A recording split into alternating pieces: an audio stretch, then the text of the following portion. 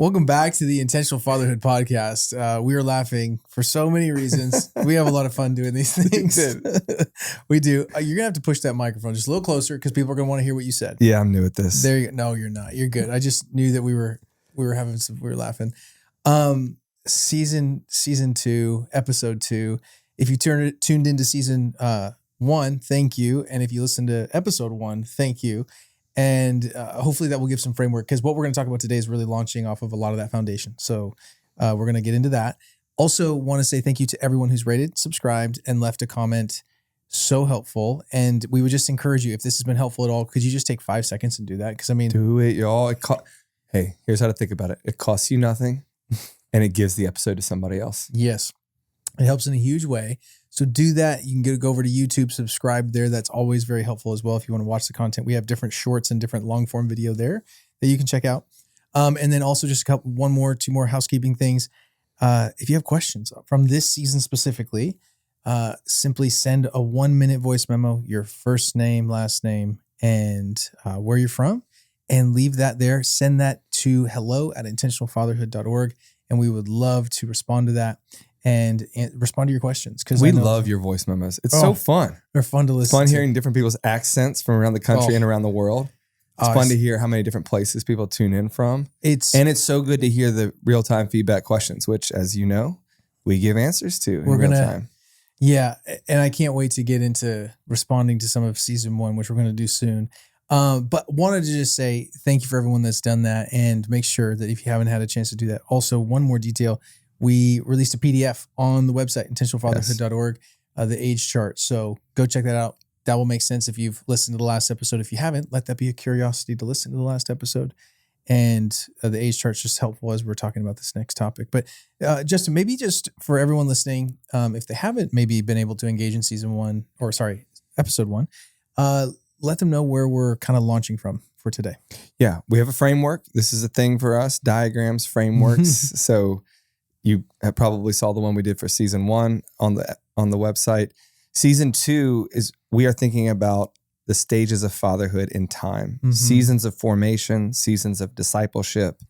3 stages we're diving into: getting your life together, then giving your life away, and then giving your death away.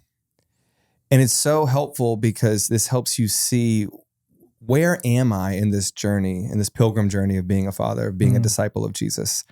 And a lot of getting your life together is going to be your early stage of life. But no, lots of us are still working on many areas. I know I am, Brooke is, of getting our life together. Then the second stage, which we're going to dive into in the next episode, we're still kind of hanging out in getting your life together. But then we're going to dive into the stage of giving your life away, which is that great realization of what it actually means to be a disciple of Jesus, a father, a servant, is that it is all given to you in order to give away. And then the third stage we'll talk about in episodes 5 and 6 about giving your death away, leaving a legacy, starting to think long-term about your life. But here we are in episode 2 of season 2. We're going to drill more down into getting your life together. Yeah. And we want to get really practical through story and through things we're doing now, because there's nothing worse than talking about these ideas and not knowing how it actually plays out in real time.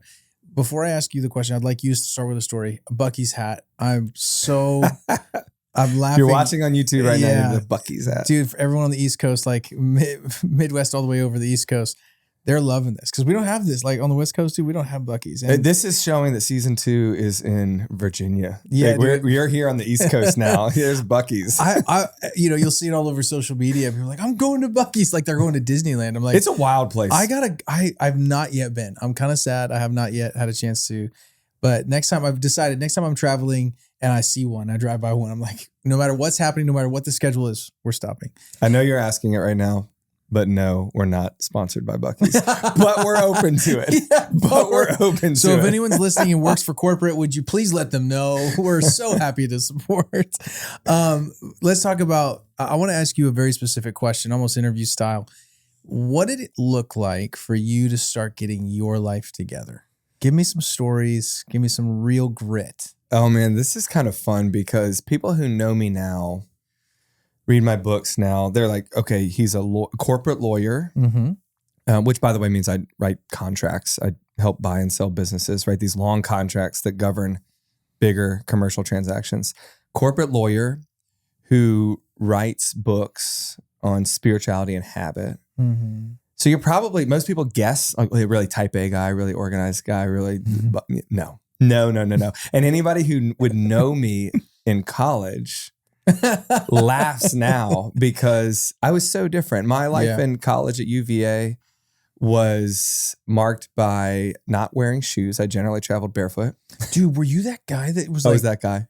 like, you know how many diseases you can catch from your feet alone? No, dude, your feet get rapidly adapt to walking outside. They're fine. They're fine. It's actually just the discomfort of seeing someone else wear shoes in public. That's all it is. Like, anytime you can see someone else's toes in certain settings, you're like, I don't know if I trust them. I don't recommend it for your reputation, but I was generally barefoot in college. Okay. I didn't have a computer or a cell phone for a lot of college. So On purpose? I was like, partly just disorganized. Really? Partly just my computer got stolen after my first year of college and it took me a year to replace it. Okay. I didn't have a cell phone because that actually wasn't really a thing when I was in necessarily. Like some of my friends had cell phones, but not everybody. And I was like the community guy. Like I was always hanging out, always with the boys, having fun. I'm fairly, I'm wiggling my hand right now. Like I'm fairly gifted academically. Like it's easy for me to do pretty well without trying too hard. Yeah. So for better or for worse, I could do okay. Yeah. I didn't do great in college because I basically majored in community, which was great. I learned to live with my brothers in Christ. But if you had looked at my life then, it was a guy that was beginning to learn to be a disciple of Jesus, but not one that would know how to be a husband, not one that would know how to earn an income to provide for a family, not one that would be ready to have kids. There's so much I see now in my college self that was really great beginnings of emotional maturity. But I didn't have my life together. So I thought when I was going to graduate college, I was either going to continue to play with my like punk emo core band that I was in then called Crash Everest. So we share, many listeners will forget, Brooke and I share the there we go. Yeah. High five. The legacy, you much more than me, of being a drummer. Yes. I thought that might be life, but I was really involved in my ministry, Campus Crusade for Christ, and now called Crew. And they had a missions partnership with East Asia, China. And I'd gone on a missions week there and I really loved it. And here's the thing, my dad was a missionary for 2 years in the Philippines when he graduated college. I didn't know that. So I had in my head, this was before he went to law school. And I didn't know that I would go to law school then. I actually really didn't think I'd be a lawyer when I was in undergrad at UVA. So I had in my head that it would be a cool thing to do missionary work for a season after college. Yeah. But I honestly didn't think about it that much. And it was getting towards a year and a half from graduating, and I didn't have a clue of what I was going to do. Some people were starting to politely ask, like, what are you going to do after college? I hadn't thought about it. My life was not together. And then I had a super important summer experience. It was on a mission trip with Crew. We do these missions trips. They're called summer projects, where you go to a city and you work the summer, do evangelism there. I was on one of these trips. And I had one of those afternoons that change your life, where the Lord works in your journaling and your prayer time. I was having a quiet time and I was writing in a notebook. And for some reason, I got a glimpse of my life to come. Kind of like doing the age chart, which, by the way, just another plug. If you didn't download the age chart and the diagram for this season and you didn't fill it out yet, you really should. You might even consider stopping the episode right now and going to do the age chart and then listening. It's really fun. It's just insightful. It's very helpful. Because it helps so much to see your life in time. And this was one of those quiet times. I had this experience of the Lord prompting me for whatever reason. Brooke, I could not tell you why. I wrote down 3 things. I wrote, I want to be a father. I want to be a writer. And I think I want to be a missionary in China. And I remember not being sure about this, but I asked the Lord on this hill in San Diego this afternoon while journaling, Lord, call me to these things. Because I was like, if you're not in them, I don't want to do them. Which I think speaks to some of the ways that my emotional life was maturing. I knew that whatever I wanted to do after graduating, I wanted it to be following Jesus. And I'm suddenly remembering now as I talk about it, it was because I just read the story of Peter walking out of the boat to join Jesus on the water. Oh, And I yes. was thinking about all these places of discomfort. Like, do I want to get married? Do I want to have kids? What is my profession going to be? And I was like, you know what? If Jesus is in it, then I'm going to be able to walk on water. Like anything is going to be amazing if I'm listening to his call to say, get out of the boat, follow me, walk with me. And so I remember asking him, I was like, would you call me to these three things? That's such a great, can we just pause on that for a sec? Praying for God to call you is a really cool thing. And why I want to highlight that is because there's that wonderful scripture that says God will give you the desires of your heart. Now, I love that psalm. And that's kind of tricky though, because we have to remember. Think about the desires of your heart. There it is. So oftentimes we're talking about remember getting your life together. What is going on is disordered desire. Desire is disordered. So first prayer to that is usually just highlight getting your life together, but also just like what you're talking about is allowing God to reorder desire. God does give you the desires of your heart, but the ones that he's implanted there for their flourishing in you, the things that he wants to give you that maybe you don't even see yet, or maybe you have glimpses of. Yeah. And so just to maybe reinforce that for anyone listening, like pray for God to call you to the things that you're passionate about. And maybe a metric to know, like, are these good things? Like, yes, the three things. Like, are you in them? Yeah. Like think of the three things that you wanted to do. They were all to help other people. Huh. I think you're right. I could be wrong. But I think, no, I know. That's interesting because I think it's really important you pointed that out.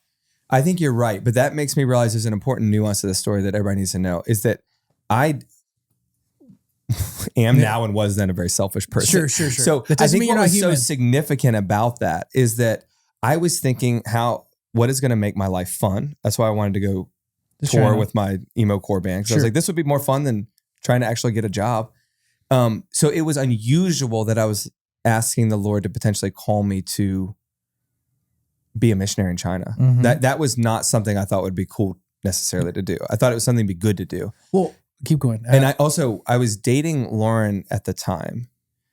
And like any man or young boy, like I was very interested in sex. I was like, sure.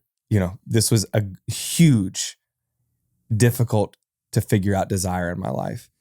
But so most of my life was spent thinking about sex, as most men are most of the time. Especially right before marriage or the idea of marriage. Particularly in college and young 20s, but it doesn't really stop. But so it was kind of unique and interesting that I felt the Lord prompting me to ask him to call me to marriage. This was a moment where the Holy Spirit was working. So I just wanted to note that, yes, they were selfless things, but that was because the Spirit was working. And maybe to highlight, again, I appreciate the nuance. I want to be super clear that I think that doesn't mean it's not mixture, because nobody in the entire world, even now, and I'll speak for myself, but I know it's true because I know you too, your motives are not 100% pure and neither are mine, and they never will be. They're all wildly mixed. This side of heaven, they will never be 100% purest heart motives. Like, what are you talking about? Like, yes, we do desire to help people, but we also desire to care for our families, and we desire to actually do something with our lives. It's mixture. So I guess maybe a different way to say the same thing is that your desires were not selfish exclusively. They were not just for your benefit. Yeah. Were you going to be benefited by them? Sure. But I also think that God, when we're stepping in his design, there's not only benefit for others, but benefit for us. Amen. Like when you're walking in God's calling, the reason he's saying die to self is actually for your flourishing. Yeah. And it helps people. So I just want to highlight because some people, on the calling piece, it is truly almost a fully isolated desire just for selfishness. There isn't like a byproduct, maybe of fruit. And maybe that's just a way to measure it. And I would say, don't be legalistic about it. That's never helpful, but maybe just use this as a prompting to think about your own story. But I just wanted to point on that because there's something there that asking God to give you his desires for your life and then praying those desires in. I think he's really excited about answering those prayers. I think that's so good. And I think this is going to be something we're going to repeat throughout this episode and even season. If we're looking at our life with the perspective of a follower of Jesus, then we're asking the Lord to help us get our life together in order that we can give it away. Right? There it is. So I see now that the Holy Spirit was working in that moment because I was getting excited about getting my life together.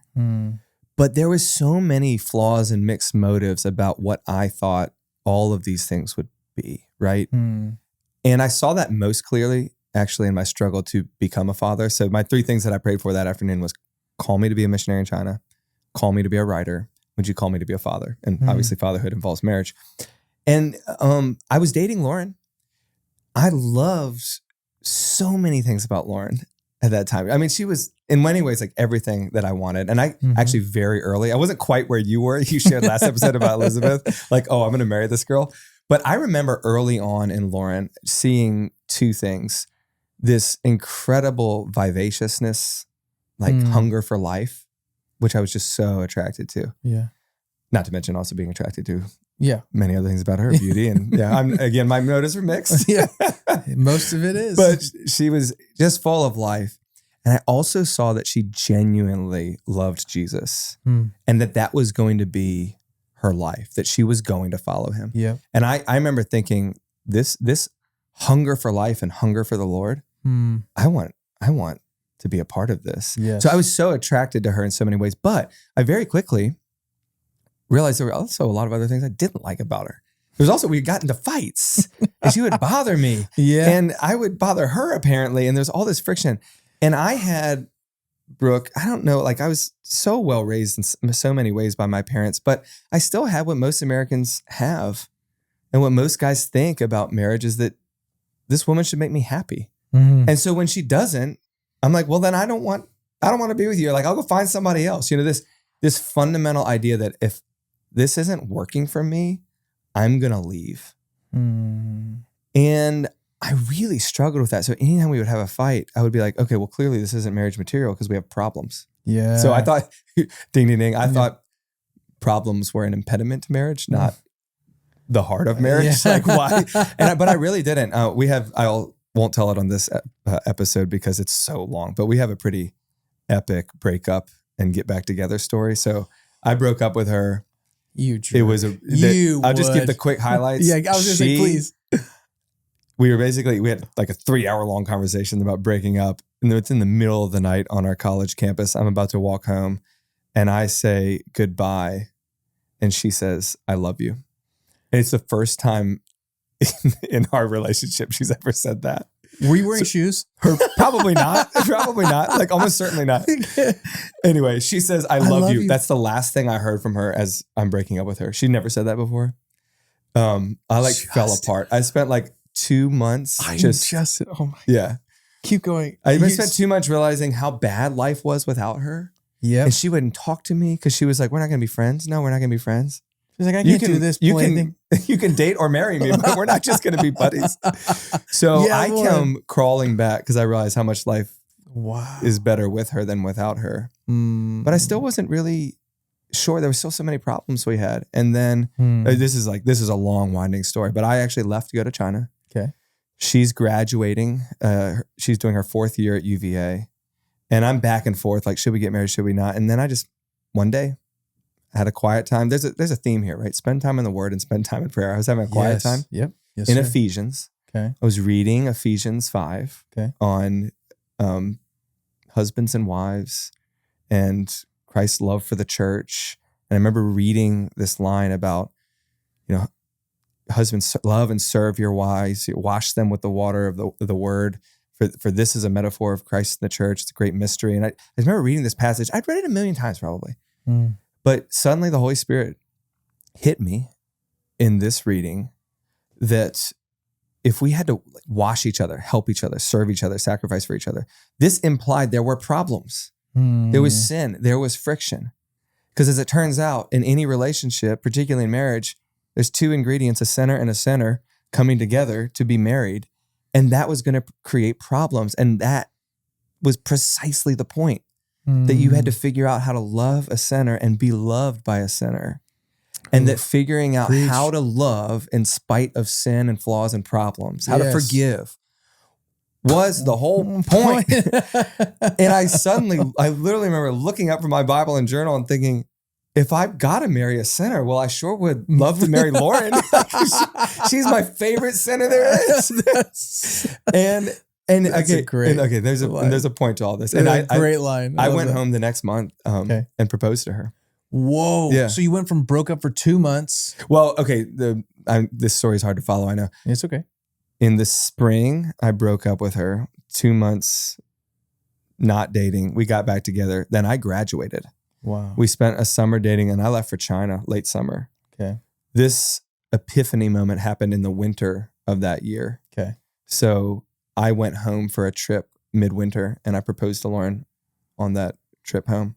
And then I had to leave literally the next day after I proposed. I went back to China and we spent 5 months engaged overseas and I came home and we got married. That's disgusting. That would be so hard. I It mean, was actually amazing. Well, actually, probably great for your purity. It was great. Great for your purity. Hard for like the sense of like, man, you're like all of a sudden you're like, well, the biggest moment you're It gone. was great for purity. It was also great for this spiritual revelation of what marriage is. Yeah.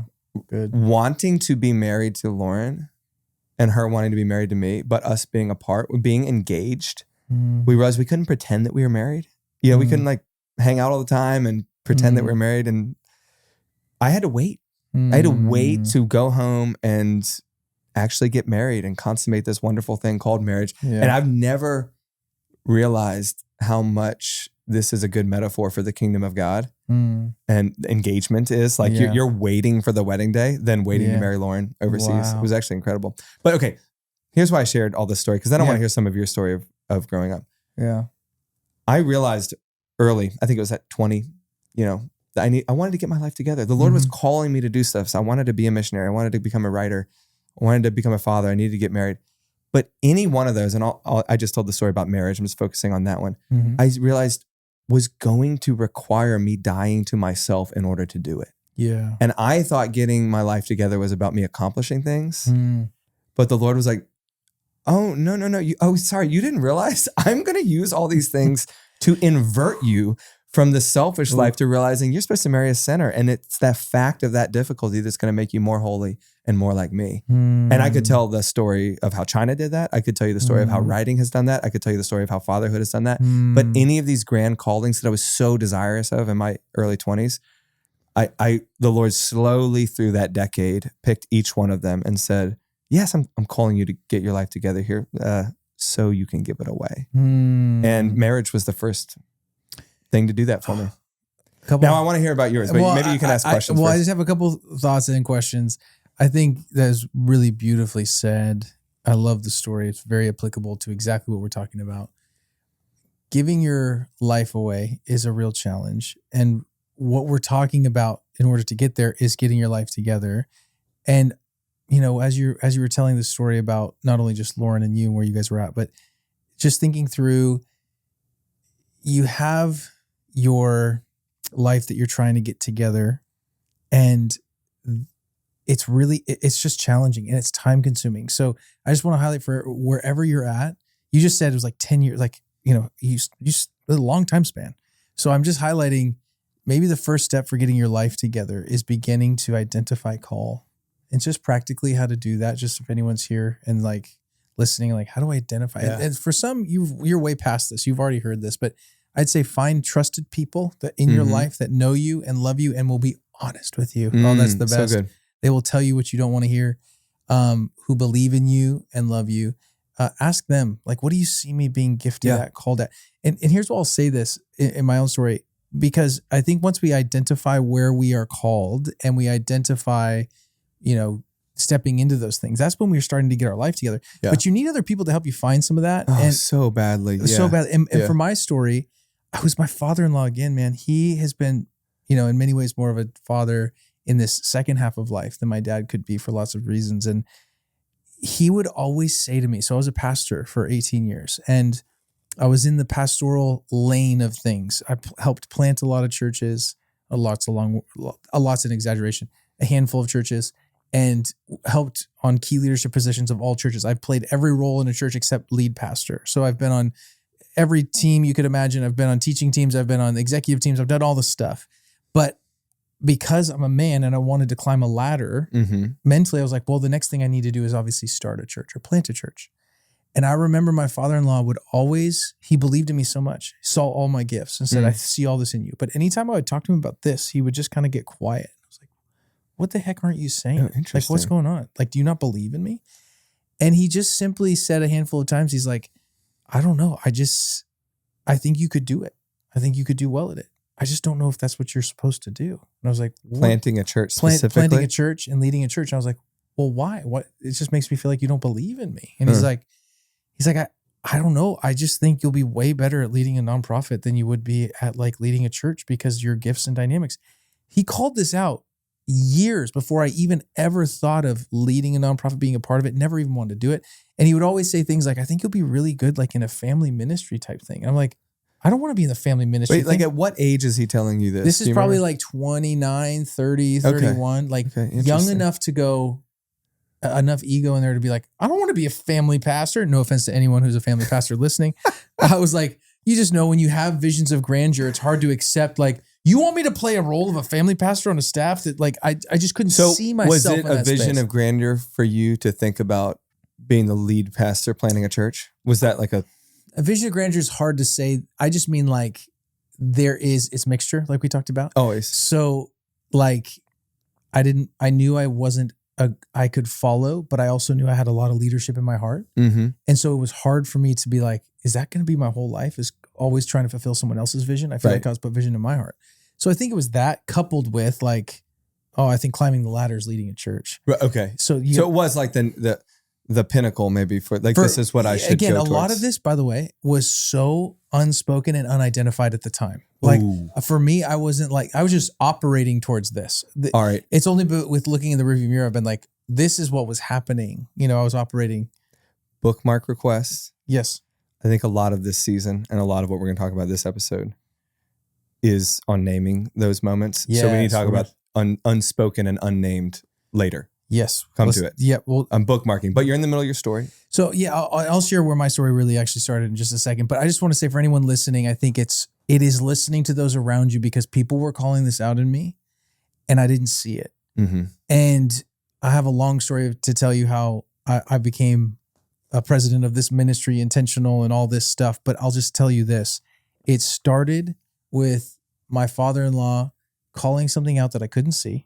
Yes. And then inviting me to help with this ministry, to work with him again in a part-time fashion where they could barely even pay me, where I worked still part-time at a church and part-time in this role. Mm-hmm. And I was needing in my early 30s to say yes to a call that I couldn't see the outcome of. Yes. It was pretty, the initial call was pretty unglamorous, not fun, divided in my attention, and not something I could see myself doing. Mm.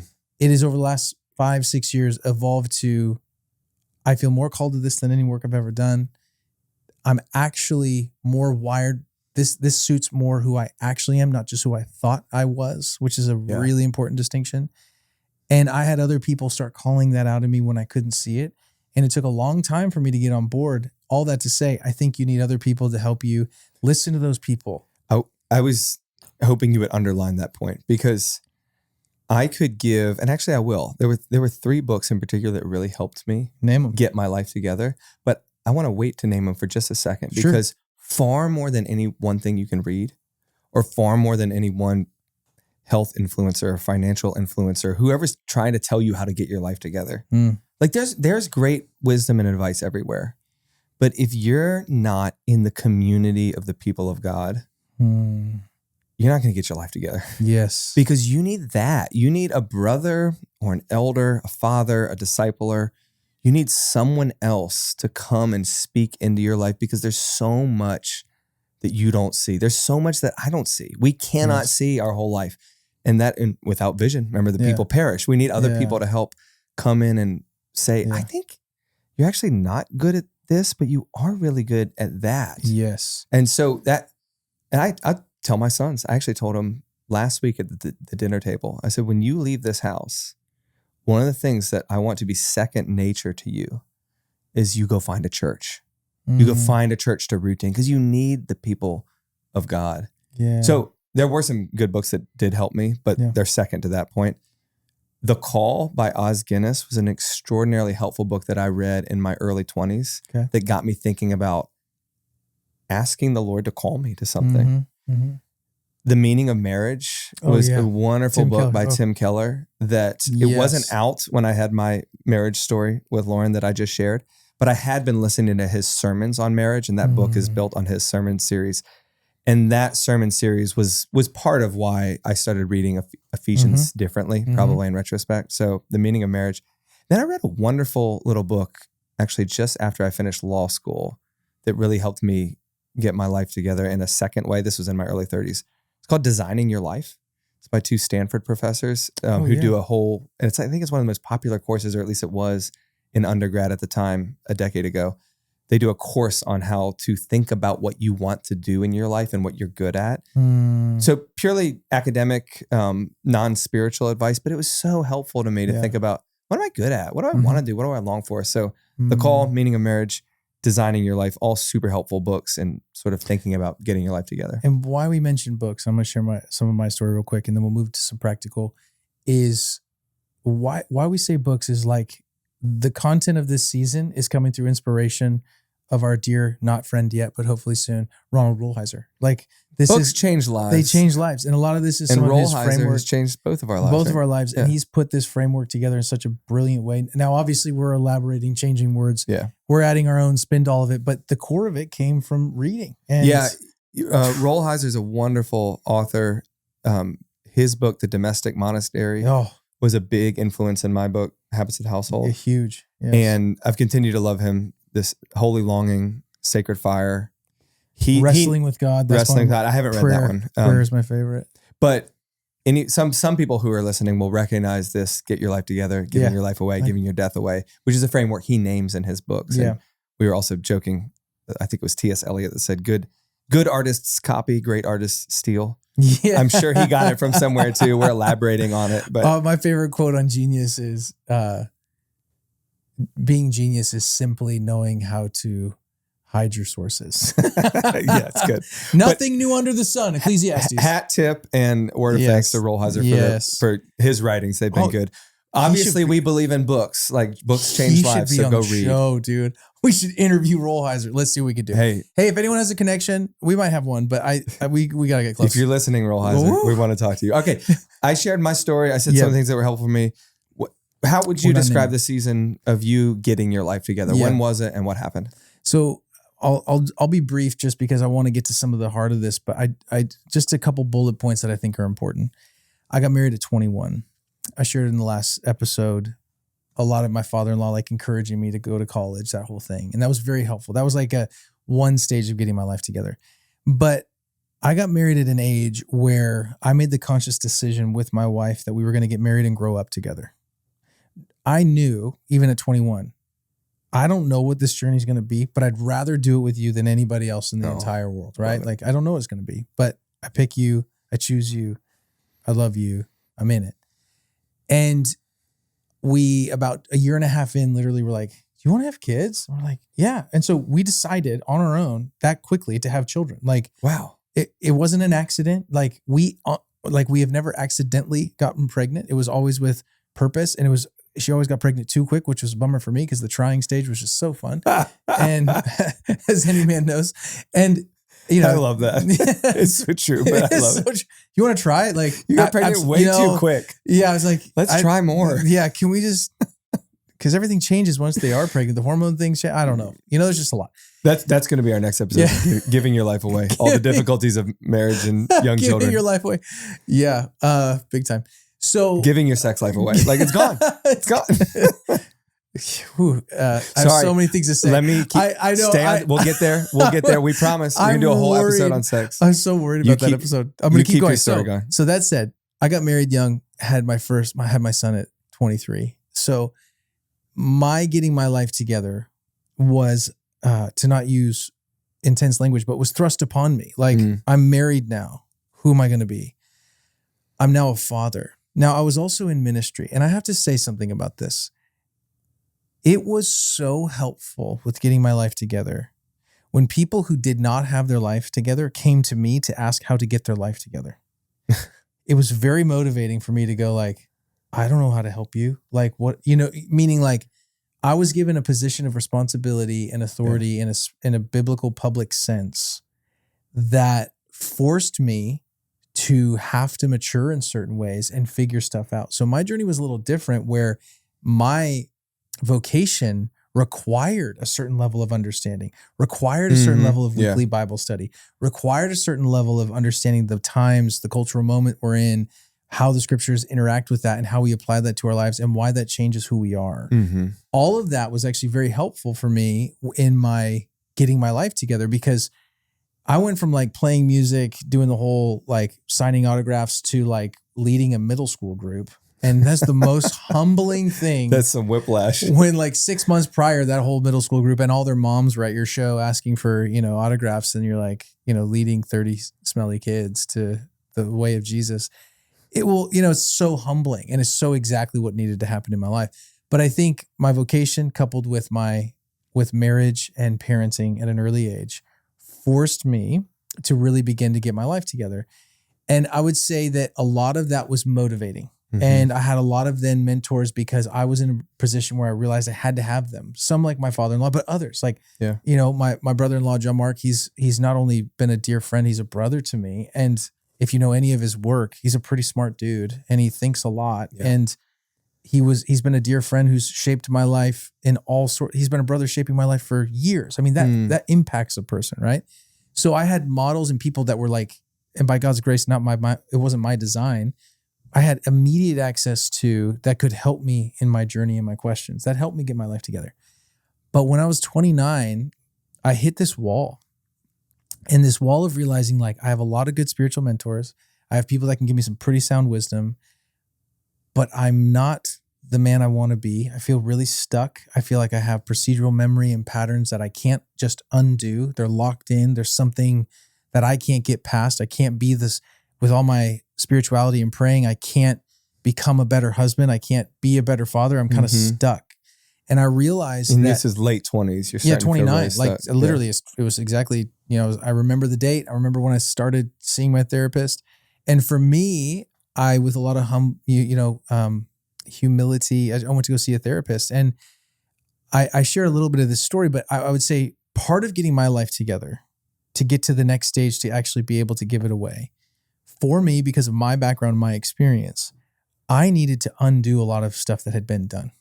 And it wasn't until I actually begun that journey that I could begin to understand and name, which we're going to talk about in a second, what was actually going on in my life, in my story. And it was really, it's interesting because when you're talking about getting your life together, we might be able to reduce or think that it's in your 20s and 20s alone and not 30s. And that it's all practical, just learning a job, but no, you had to learn yourself. I had to learn. I think there's some that are in the process of giving their life away, but still haven't gotten their life together. Parts of you. Let's name that really quick. Yeah. Because we're talking in these seasons, and we're going to have to emphasize over and over and over, they overlap. A lot. They overlap a lot, because you're probably already learning to give your life away in some senses to your children. Wife. In part, yes. Your kid would be 6 at the time, been 6, right? Yep. You started therapy. And then but you're still realizing, we constantly as fathers wake up and realize, oh, here's a part of my life I don't have together. So, yes. So what made you think that therapy would be a good idea? I feel like so many people out there are thinking maybe they ought to, but something needs to spark them to get their life together and go get help. I think if you're honest with yourself, most people aren't. So how did you start? I was really uncomfortable in my own skin. I started with understanding that I had a vision, Proverbs 29:18. I had a vision that I wanted to be a better man than I was. I wanted to be a better husband than I could be. I wanted to be a better father than I could be. And I had this sense like, I don't want to be this man forever. But all the things that I'm doing that everyone's told me to do in a theological sense has been done, and it's not changing me. Now you can sort of see who you're becoming, and you don't and I want like to be clear, like, of course, yes, Jesus is the wonderful counselor, and he also uses others, as we've talked about ad nauseum, to help with that process. It is so important to bring others. So I realized in my journey and story, because of my upbringing and my background and my trauma, I had to have somebody who was a specialist with therapy and theology to help me understand and unpack and undo the knots that have been tangled up in my soul. That's so good. Some people can come into adulthood and don't have that. And that's beautiful. I think the majority of people really do. And I think until you can have somebody who is spirit-filled and understanding and trained has experience to help you understand and name your experience, Yeah. you are going to be often, at least this is my opinion, you'll be stuck. And I was stuck and I felt it. And, just my life had these parts that just didn't make sense, meaning like I knew who I wanted to be, but I couldn't be that. And so what do I do? And so I did, upon prompting of a friend, go to therapy. I started going to therapy. It was actually John Mark. He said, I have this therapist. I think you should talk to him. Oh, really? Yeah. Okay. I was actually going to ask, probably a lot of people listening either need to or need permission to go find a good counselor or therapist to get over some part of their life where they realize that my life isn't together here. Yeah. How do you advise people to find a good one who follows Jesus, who knows the word, who is filled with good theology? Because there's a lot of bad things that can be done to you, because therapists are powerful, right? Exactly. So how do you find a good one? They're not all made the same. Yeah. They're not all made the same. So I would just say this to identify what you're pointing out. A trusted person who I trusted, who knew me and loved me, gave me a suggestion and gave me permission. So that was huge. That's great. It was easier. Props to John Mark for doing that. Yeah. And then he gave me a number. So he made it easy. He made it easy. A lot of people don't have it that easy. How do you go find one? So I think I'm not going to go deep dive on this, but there are a lot of bad therapists. And I would say very clearly that you have to be so careful and be very picky about who you pick to pour into your life. Be picky about who you pick to pour into your life in every stage. I would say they have to be Jesus-centered. They have to have a framework. I would say somebody, if possible, it's not always possible. There are very gifted young therapists, but I think there's something to be said about life experience in the profession that you're in and having age, maturity, and understanding coupled with experience. I think there's a lot there that can help. I would say take the advice of somebody you trust. If you know somebody that's seeing a therapist and they can vouch for them, go off of recommendations all day. The therapist I see, he will literally only take people that are recommended to him. So if I recommend anybody to him, he'll take them. But as an example, but like that's a lot of therapists because they that's how you find a good therapist. It's more word of mouth. It's not like broadcast. So I'd pray it through and then I would just be open to try it. Try it. If it feels weird, it feels off, like test it. Why? And wait until you find the right one. And I would say pray it in. We have prayed in so many therapists and we've had the most amazing therapists. Oh, that's great. Like, Jesus, who do you want me to see? Praise God. It's a part of the formations, your formation. So I would say start there. That's not exhaustive by any means, but I would just say if you're here and you're like, where do I start? I was having a conversation with a guy that listens to the podcast who just started therapy and he's like, I want to help fathers. And so we scheduled a call, maybe a month ago. I haven't even told you about this. And he basically, long story short, was like asking how to reach fathers. I was like, dude, I don't know. I just got a lot of brokenness and I've been trying to figure out my own story in life. And I knew I should probably help fathers. I felt God put the call in my life, but I've been the most sheepish to do it because I feel the most disqualified because of my own life and story. And it was interesting talking to him. He's in this line of work and he was asking these good questions, but I was like, in my heart, I'm like, I don't know, man, start with your brokenness. Just start there. Like we all need help. Yeah. Anyway, I think therapy has been a huge part of my story of getting my life together. And I'd say in the last 10 years, I've learned to understand my story, name my story, and it's helped me get my life together.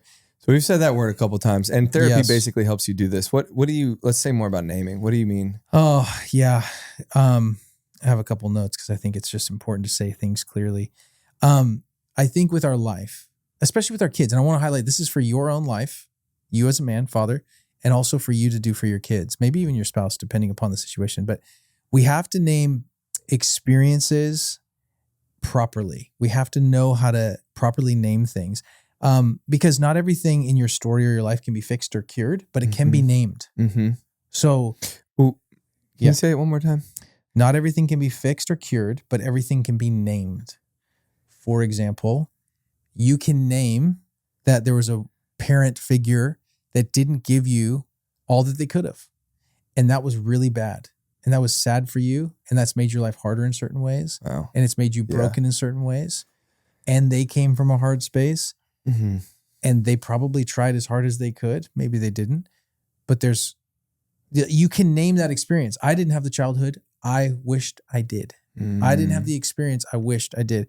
And when we name something correctly, and this is where it's so important, we free ourselves from its dominance. Yes. It loses its power when you name that experience. This is true for confession, right? When you name the sin, when you name your struggle, it's a huge part of getting the power out of it. Not all of it, but I mean, when you think about totalitarian regimes, like why they fear artists and writers and religious people and prophets and journalists, it's because they name things. Ooh. They name them. They go, this is what's happening. That is provocative. That's so true.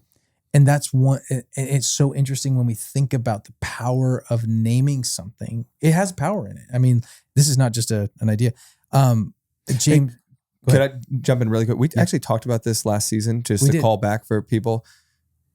Adam is given the power, the gift, the right to name the world, which of course God just spoke the world into existence, right? So God's words create reality. Yes. In a fundamentally different way than our words, but he also passed on that God-given capacity to name the world, create reality. He tells Adam to name the animals, and then Eve joins him in that task, because that's the moment, right? When God says that, hey, you're actually lonely. You need a helper to do all this naming work, right? And I think about this all the time. You can read the biblical story in this lens, which is a very helpful lens of God creates the world through words. We're given the power to shape the world in words. We mess that up a lot. Jesus is the Word made flesh. He is like the enfleshed Word that comes to fix everything. But this idea that to figure out what the world is, to name it, to shape it, is an image bearing capacity that we have. Yes. What a beautiful add-on and clarifier. I love that. James Hillman says a symptom suffers most when it doesn't know where it belongs. I like that. Like we have symptoms from our life, and when we don't know where to place it, and honestly, that was a lot of my life. It was like I had all these symptoms, but I just didn't know, I couldn't name them and understand it. And so I think for me in my story, and I'm going to talk about this with your kids really briefly, and then we'll give you some practical stuff. But where that was important for me was when I didn't name stuff and understand my story properly, I just made all these assumptions or, half conclusions about stuff. And it just made my life and my brain specifically very chaotic. Yeah. And I couldn't order things, which means everything felt chaotic and conjumbled and hard to follow. And each painful, long, ongoing, I still go to therapy once or twice a month, if not more. Every single time, it is a faithful little chipping away of something and understanding it more. And it's only been in the scope of a decade for me. I'll be 40 this year. You're 40 now. I'm 40 December. I'll be 40 in December. It has been a whole decade. And I finally feel like I can kind of see my story now. I finally name this stuff. Get my life together and that's not because this therapist is slow. It's because real change takes a very long time. Yeah. My therapist told me this, and he said, please give this to anybody that listens to you. Please tell them. So I pass this on behalf of one of my most beloved friends and people in the world. Real change takes a very long time. So if you are here and you're like, I've been doing the work, keep doing the work. Keep doing the work. It takes a very long time to change, really, in a deep way. And why it's important to name things for yourself is because that helps you name things for your kids. And why you might go, why do I need to name stuff for my kids and what's happening? And like, it's important for us to explain reality to our kids. But when parents don't take responsibility for an action, say you blow up at your child, right? When you don't clarify, apologize, repair, when parents don't take responsibility, often what unfortunately happens is kids will. They take responsibility. And when a child goes through something overwhelming, maybe that was caused by you or something in life, that could be a bully at school. It could be a really hard situation that they're in. When a child goes through something overwhelming and the parent doesn't name it or label it, like, hey, that happened to you, or walk the child through how to experience it, something opens up called a narrative void. Mm-hmm. And this visual is so helpful. That's a really helpful name in and of itself, right there. Go ahead, fill it in. Yeah, a narrative void opens up, which the child will fill often. They fill that void with and think, well, it's because of me. Blame, right? Yeah. It's me. Yeah, blame I'm myself. the one. Yeah. That happened because I did something, or it's because I'm broken or whatever. So so why do you name stuff in yourself? Why do you need to know how to do that? Maybe you don't need therapy for that, but why do we need to learn to name stuff? Because when we start naming stuff in ourselves, we start to name it for our children. And if we do not do that for our children, it will keep them confused, frustrated, unintentionally agitated in their life because they are moving through the world not understanding it. And so as a father, I think one of your best gifts you can give your kids is naming their experiences. We have a lot of complexities in our home with health in regards to our kids. One of the things I do so often is explaining my little girl, Birdie, hold up that drink. Here it is. Coffee shop down the street from us. We love it. We walk to this Birdies. coffee shop and it's Birdie's. I almost tear up every time. I'm not kidding. Anytime I see these things, like I have a couple hats that have horses on them. I hate horses. Birdie freaking loves horses. Oh. And I mean, my AirPods have a little horse emoji on them. Not because I like it, because it reminds me of my girl every time. That's amazing. But Birdie has special needs and she has very challenging dynamics that come with her experience in her life.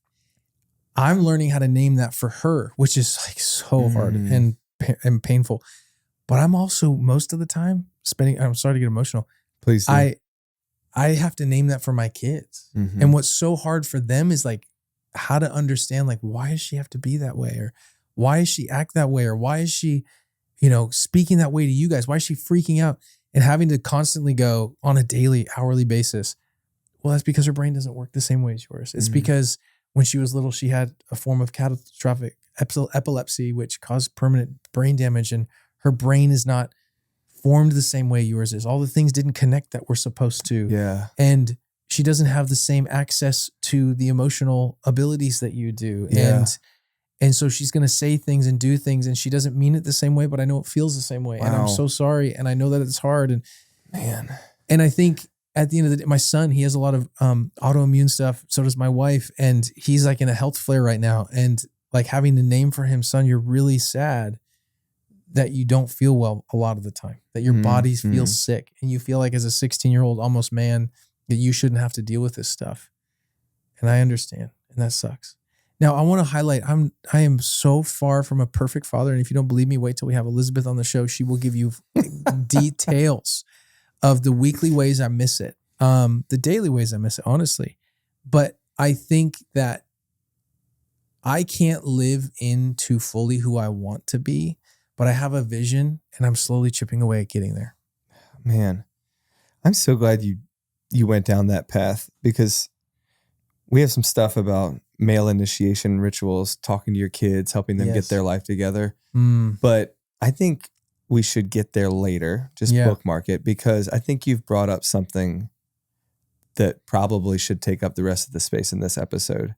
And that is the idea that getting our life together often means healing from the pain of the past. Yes. And some of that is what has been done to us. Now, this is true also for how, and I just want to honor and thank you for sharing about your children, because I think people have enough pain on their own. Yes.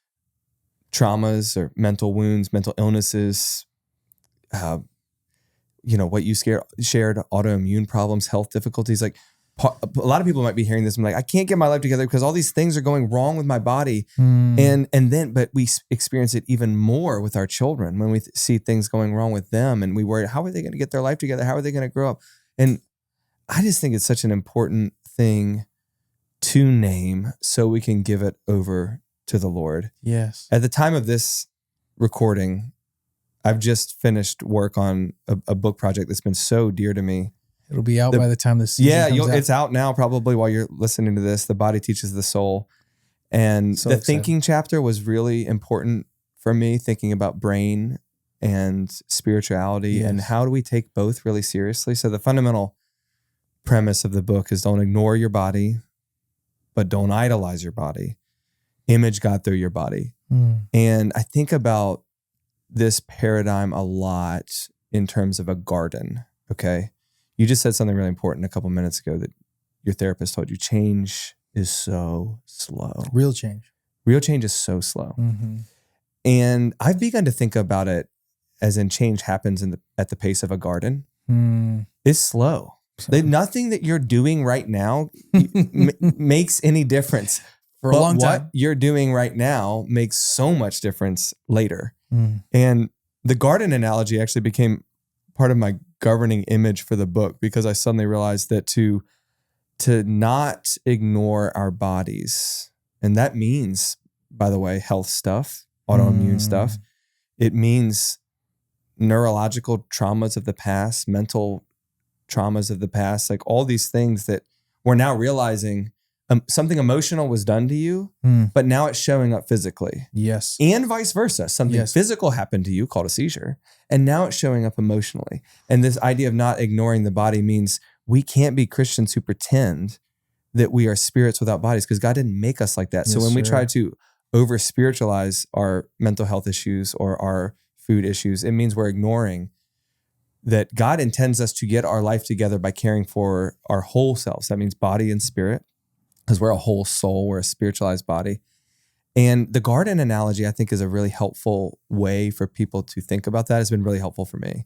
Because in a garden, if you ignore it, it will become either a jungle or a desert. Okay. Ooh. It will die, or it will grow so chaotically that nothing really can flourish in it. But if you idolize your work in a garden, you will be humbled really quickly, because there's things called weather and blight and drought. Yes. And by the way, your soil isn't the same as your neighbor's soil. And you're doing this, and it worked for him over there or her over there, but it's not working for you here. Yeah.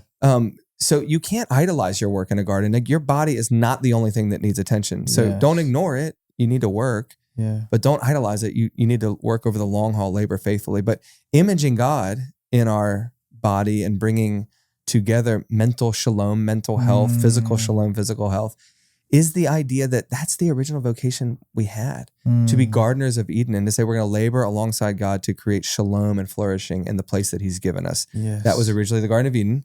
And now it's everything. It's our bodies, it's our jobs, it's our families. And I don't think we can properly talk about getting our life together without naming that a lot of our lives have fallen apart because of some mental issue or physical issue. But nonetheless, part of the good stewarding work that God has called you to is to garden your body, garden your family, garden your mind, garden your health, garden your job, labor faithfully alongside the master gardener named Jesus, who longs to bring your health, your body, your mind, your family, your marriage into shalom. That's a long, slow project, but it is so worth doing.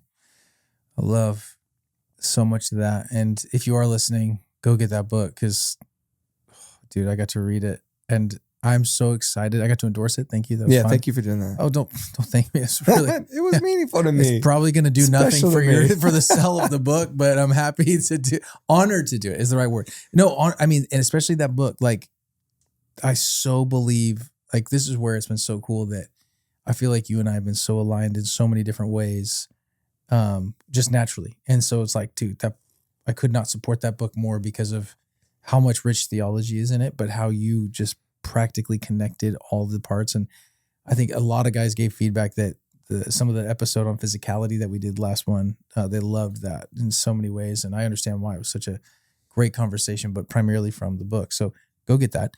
But I also want to maybe just, as we're wrapping up today, I think getting your life together is really hard.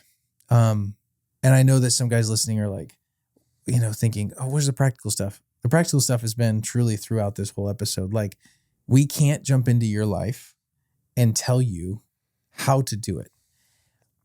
Our generation lacks models.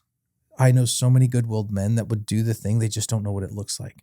Mm-hmm. So what we're trying to do in a kind of haphazard, not always clean way, is we're trying to just give you a model of what it could look like. These are our stories. So this is how it's looked for us. And I know that for you, it might look really different. But the best parents I know are people that have gotten their lives together. So if you're like wanting to parenting hack, you're missing this. You're missing the whole thing. You have to start with you. You have to start with your formation to Jesus. You have to start with your story. Now, obviously, there's certain things that we're going to talk about that are going to help that maybe you could try, right? But I also think that there are so many things that we miss when we don't actually just take the time to learn how to name our own stories and get the help that we know. And man, if I could just speak to you, I'm so honored that you would trust us with your ears and your time. Time's a big deal. But there's some of you listening that are so stubborn and hard-hearted, and it's not because you're strong, it's because you're weak. And I want to say this to you with so much respect. The strongest thing you could do is admit your weakness and get help. Amen. The strongest thing. Strong men say, I can't do it. Strong men say, I don't know, please help me. If you do not take a moment to acknowledge that all those people giving you that feedback of like, you need to get help, or you should, Yes. they're saying that not because they hate you, it's because they love you. Yes. And if that's your spouse saying that to you or someone else, can I just be a voice of someone who compassionately cares for you and very much wants to see any man listening or watching to thrive? Please know that the strongest thing you can do is get help, whether that's a mentor, a therapist, a friend. Begin the work. And that's going to start the process of getting your life together. And I know for Justin and I, we've given you some stuff like we like to read. I think we also talked about some of our favorite spiritual practices. And we can do more content on that for sure. But I think one that has helped me recently, and I'll just say this as far as giving your life away. You talk about this a lot, and I appreciate that you do, this is body teaches the soul stuff, but like how our physical posture affects our heart, kneeling prayers, right? Face down on the ground has been probably the best posture. It's like, how low can I get and how. Well, really, is that a common thing for you to pray face down? It has been recently. And I'm telling you, I think it's going to be a consistent one. Because, I love that. Yeah. No, but it's really interesting for me. It's because everything's dark. It's because I can focus. It's because I feel like I pray differently. I feel like I pray humbly when I'm on the ground. Like, I don't know, man. There's just something about it. And so I think just practically start there. Yeah. Start on the ground. Like, get your life together from the ground up. Start there. That's a beautiful image.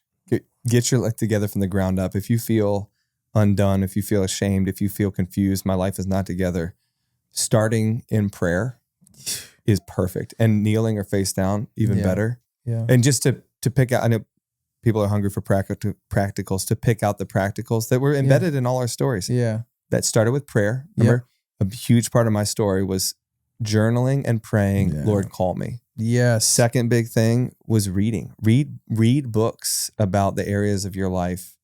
Yes. If you want to read on calling, go read Osgenesis Call. If you want to read on, becoming X or Y or Z, find a book on it. Be a reader. Mm-hmm. Stay in community. You're not going to figure out how to get your life together. You're not even going to see the gaps if you're not in a local church community, which, by the way, when I say stay in community, that presumes you are embedded in a transparent and vulnerable way to other men. Yeah. So if you're just attending church, great. Start attending the Bible study. Yeah. If you're just going to the Bible study but you're not talking, great. Start sharing. Start being vulnerable. Yeah. I often say just show up and speak up. Show up and speak up. So that's what I mean by community. Number 4, practical. Get actual help. If you think I'm 35 and my life is stuck, be like Brooke. Go say, you know what? I need to do some counseling or therapy. Yeah. Find a counselor or therapist who loves Jesus and knows about the brain, and that's a beautiful thing to do. And number 5, practical thing, be attendant to your health. Some of us are falling apart because you really do have mental health issues that need medical attention. Go get it. Yes. Some of you are falling apart because you are ignoring your body. You are not exercising. You're not eating right. You're literally trying to undo everything that the Lord has done in your body by giving you health, and you're trying to undo it. That's not getting your life together. That's literally tearing it down. So be attentive to your health. And those are, pray, read, stay in community, get therapy, be attentive to your health. There are 5 practicals that you can embedded throughout this episode that you can now go try out. This is a fun conversation. We should keep having these. Hey, I got an idea. Let's do a next one on giving your life away. Episode 3. There it is. Episode 3. Let's talk about why we get our life together so we can begin to give it away. So yes, that's the tease. Come back. We'll be here next week, giving your life away. We'll see you there.